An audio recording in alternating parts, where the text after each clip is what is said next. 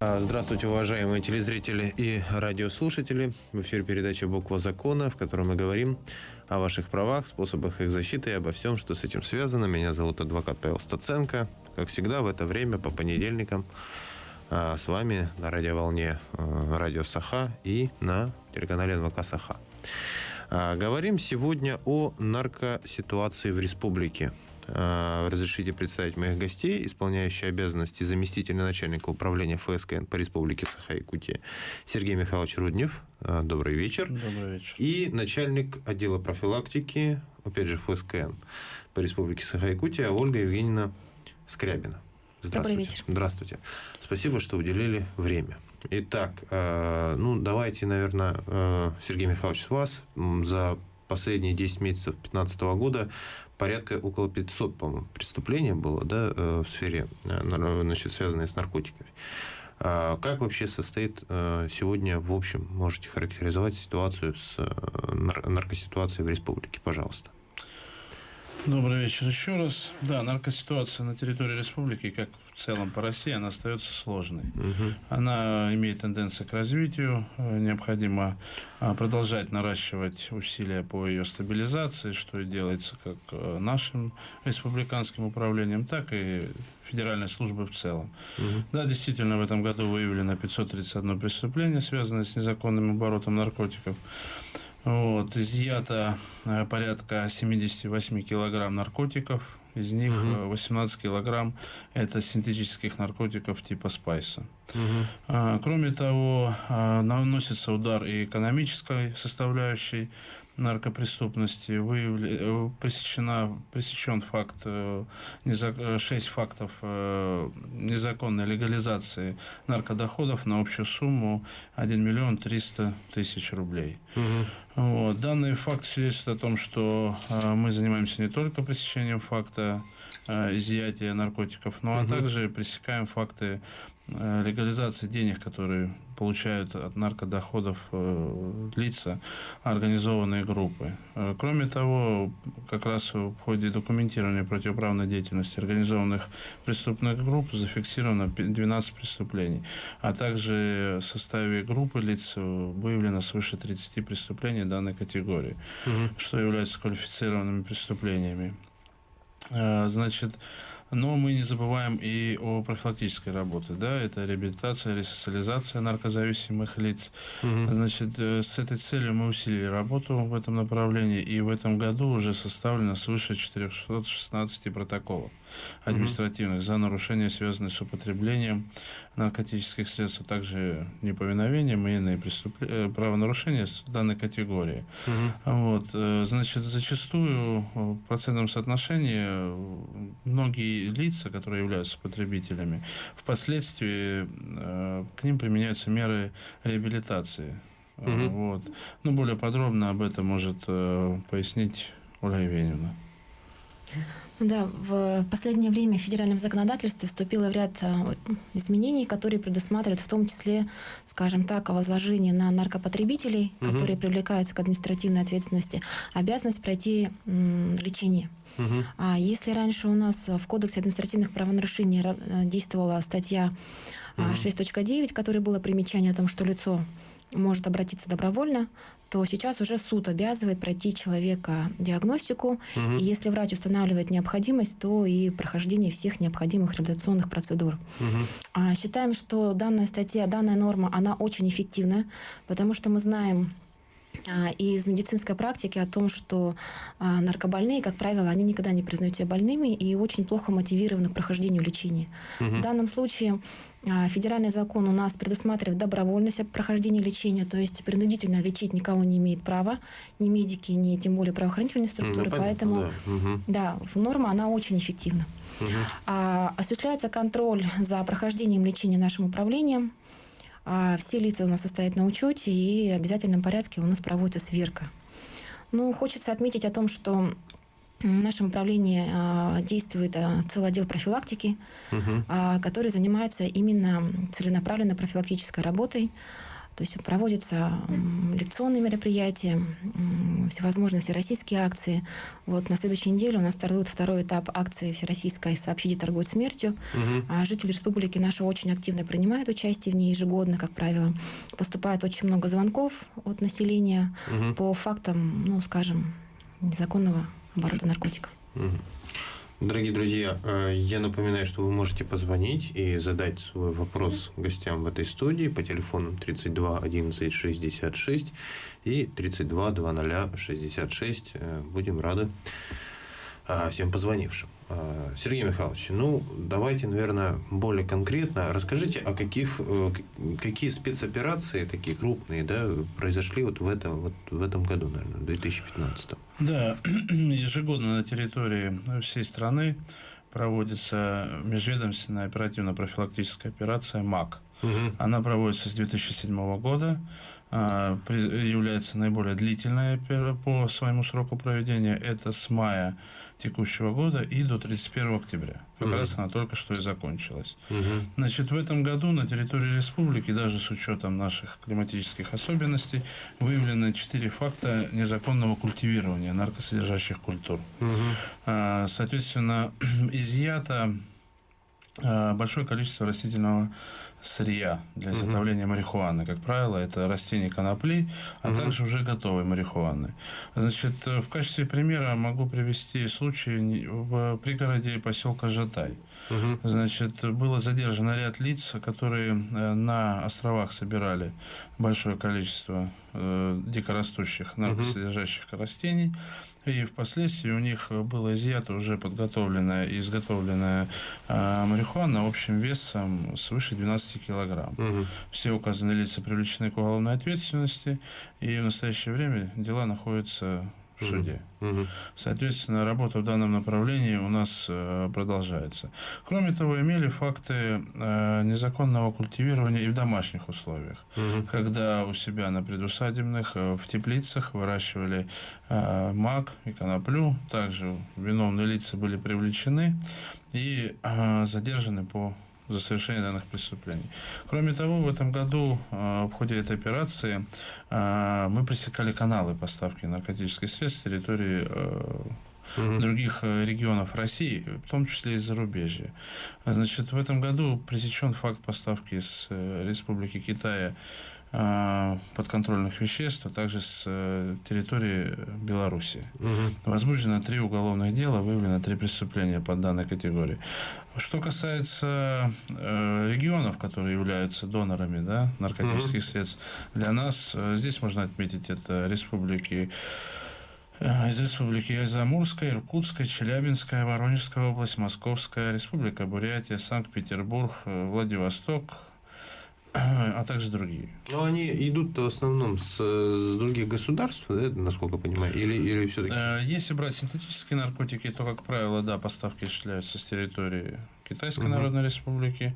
Вот. Если брать растительное происхождение, то здесь зачастую и на нашей территории произрастает достаточное количество в благоприятных местах данного вида наркотика, как марихуана, а также на территории Казахстана. Ну, всем печально известная Чуйская долина, с ее территории, да, в связи с тем, что сейчас у нас экономическое отношение с Казахстаном находится на новом уровне, это отчасти, конечно, поспособствовало тому, что с территории данной республики поступают подконтрольные вещества. Ну, а взаимодействие с, скажем так, управлениями по аналогичными из других регионов у вас налажено на высшем уровне, да? Обязательно, да. У нас проводятся совместные мероприятия в рамках дел.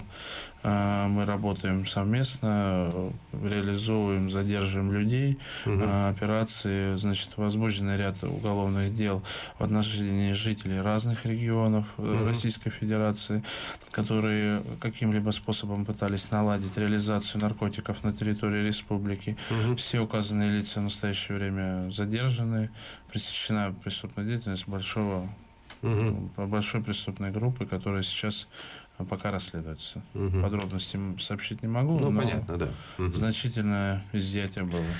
А вот вообще, если говорить о синтетических наркотиках, ну, это прежде всего спайс, да? Да, спайс, реагент.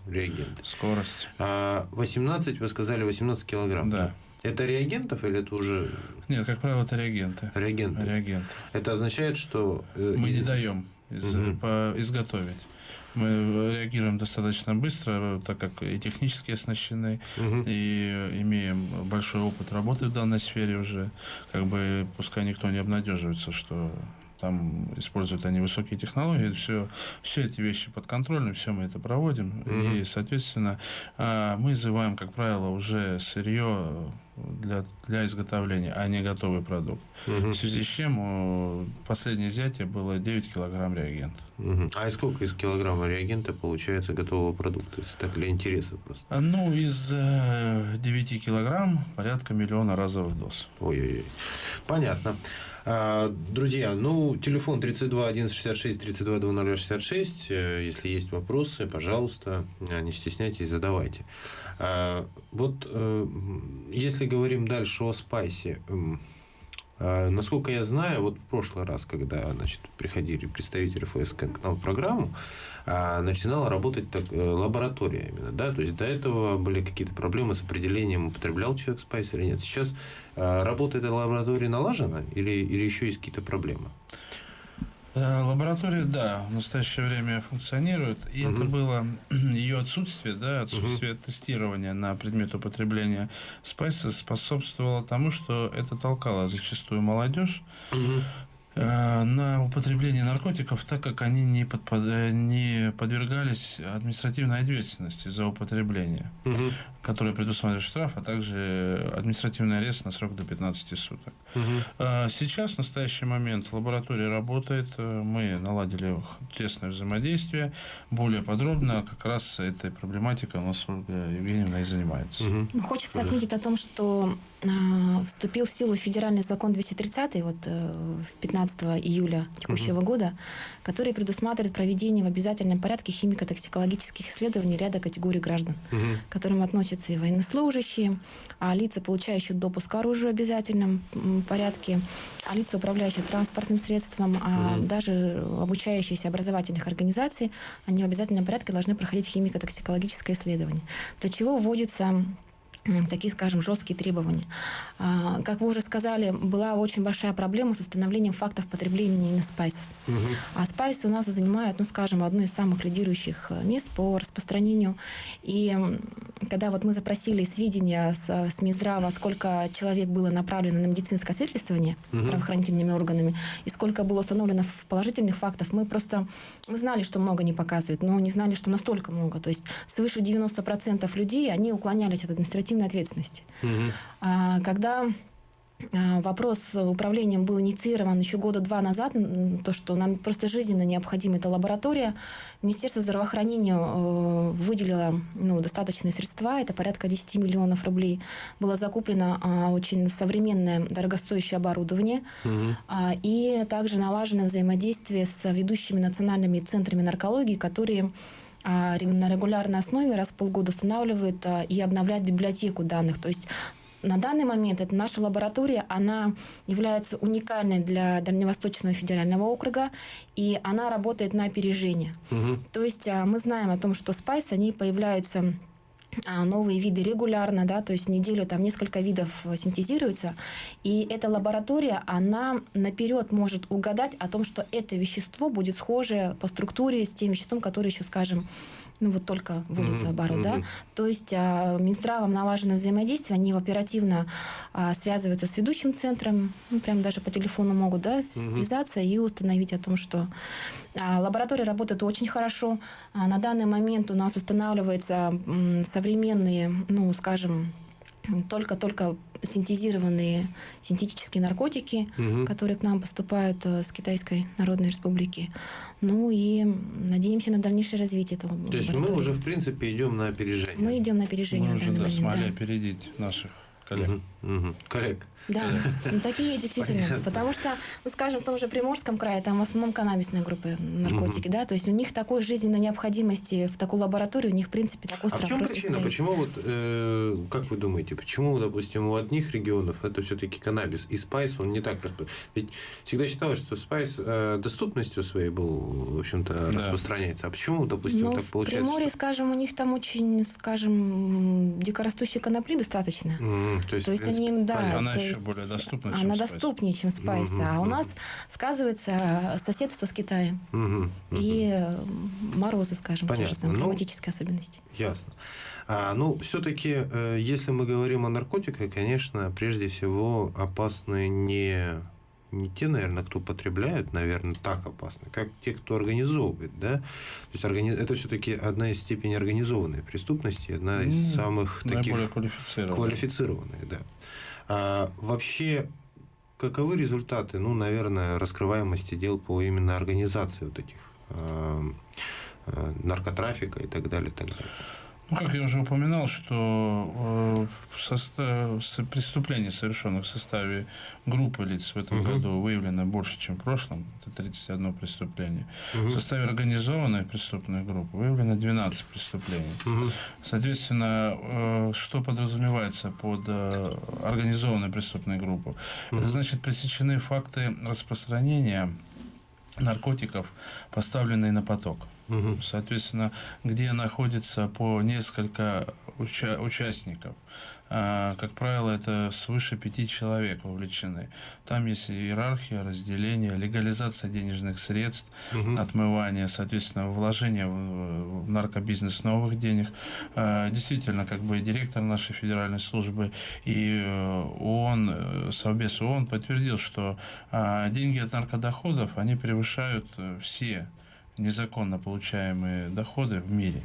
Соответственно, как правило, даже на выступлении Совбеза ООН Виктор Петрович Иванов, наш директор федеральной службы, он в своем выступлении отразил, что зачастую начало экономического кризиса всемирного, да, который мы пережили в 2008 году, который пережили в 2012 году и сейчас переживаем, он наступает из-за того, что эти денежные потоки, денежные массы, которые извне вливаются и пытаются легализоваться на экономическом пространстве легальном, что и приводит к тому, что это разрушение естественных экономик, потому что деньги появляются извне. Поэтому как бы это вид преступления для нас является наиболее важной. Наша вся работа построена как раз на выявление и пресечение организованных форм преступности. И всю свою работу мы строим только с этим.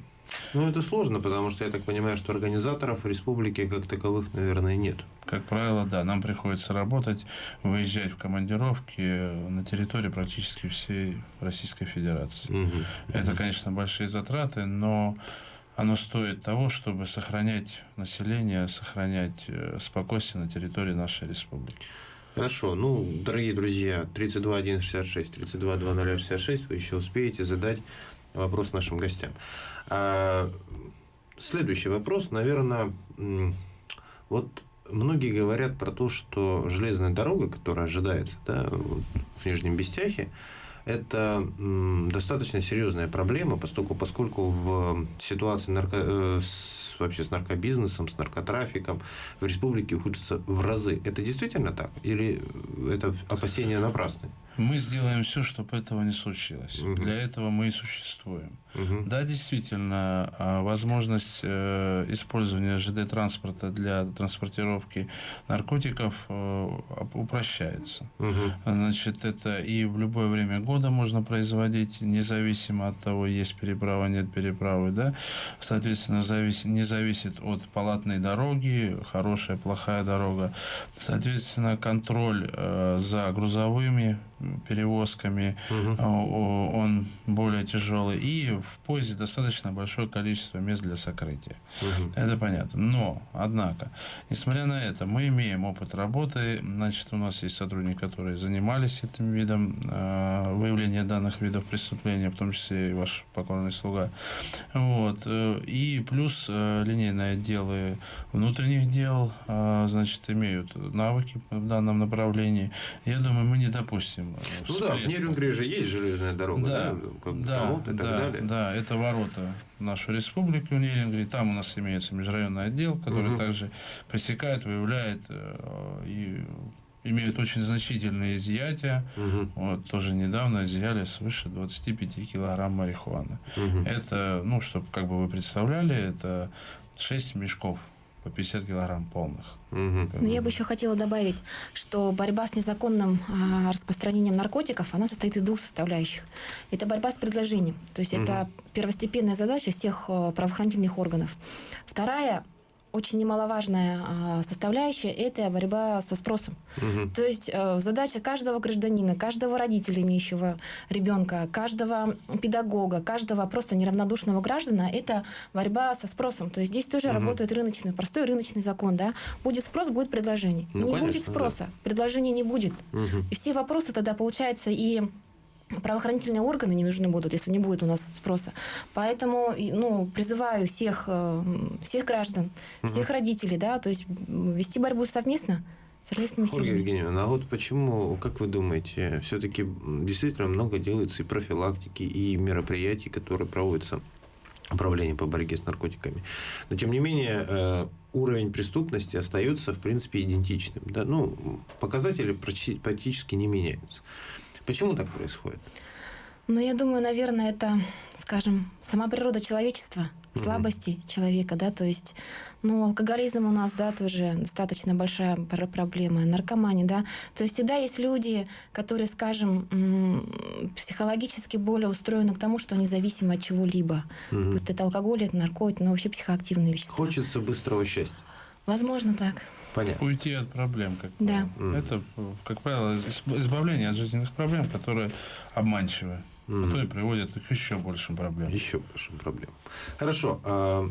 Хотел еще какие вопросы задать, но уже времени не так много.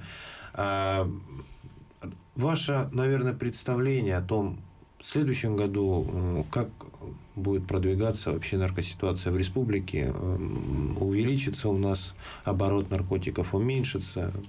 Какие-то, может быть, планы имеются особые на следующий год? Планы – это наращивать работу, улучшать ее качество в однозначном порядке, потому что и чем лучше, качественнее будем работать как и со спросом, так и с предложением, то я думаю, я надеюсь на то, что мы все-таки уровень наркотизации общества республики снизим. Снизим в однозначном порядке, потому что для этого мы все меры примем. Плюс, как мы уже сказали, до химико-токсикологической лаборатории, которая начала действовать, она только сейчас начинает приносить свои плоды. И как бы в скором времени молодежь все поймут, что от ответственности уйти они не смогут. Может быть, это повоздействует на них в профилактическом характере, и они откажутся от употребления наркотиков. Будем надеяться. Ольга Евгеньевна, пожалуйста, вы как ваше мнение? Работаем мы всегда на плановой основе. То есть у нас будут проводиться все те же профилактические мероприятия на той же основе. Но, конечно, как статистика показывает, у нас количество наркобольных, я думаю, что у нас увеличится количество лиц, которые впервые обратились за помощью в связи с тем, что вот у нас закон сейчас обязывает очень многих диагностировать. То есть если раньше у нас лица, как-то они, возможно, уходили от, скажем, обязанности пройти лечение, то сейчас у нас в конце года у нас уже статистика по лицам, состоящим на учете, у нас статистика будет расти. Будет расти. Будет расти, да. Но она, да, это просто получается, что латентность, она вскрывается. То есть это скажем, как нарост, да, то есть это скрытость этой проблемы, она у нас сейчас к концу года, латентность, да, она у нас скроется. Я надеюсь, что все-таки у нас будет снижение по именно преступлению, да. Желаю удачи вам в вашей борьбе и благодарю за участие в нашей программе. Дорогие друзья, на этом мы, заканчиваем нашу передачу. nvkonline.ru – это там, где вы можете посмотреть нашу передачу в любое время, для вас удобное. Кроме того, заходите на сайт advokatsenko.rf, там вы можете обратиться со своими вопросами либо предложениями по ближайшим темам. Я благодарю наших гостей, повторюсь, это исполняющий обязанности заместителя начальника управления ФСК НП РСЯ Сергей Михайлович Руднев и начальник отдела профилактики Ольга Евгеньевна Скряпина. На этом все. Следуйте букве закона. Спасибо всем. До свидания. До свидания.